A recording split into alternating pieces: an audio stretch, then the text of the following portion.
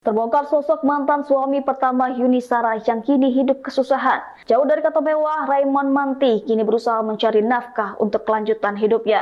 Bahkan Raymond Manti tak masalah bila ia harus bekerja sebagai sopir.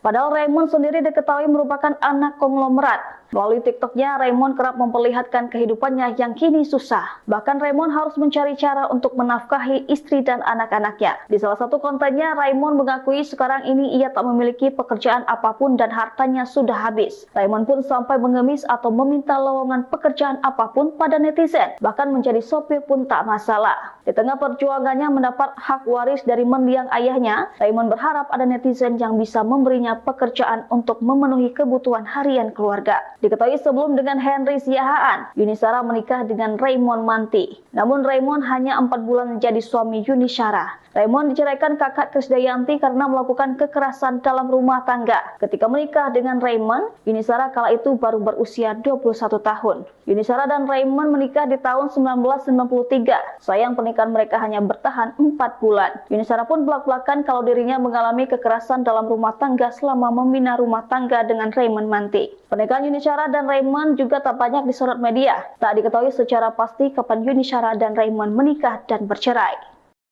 Download Tribun X sekarang, menghadirkan lokal menjadi Indonesia.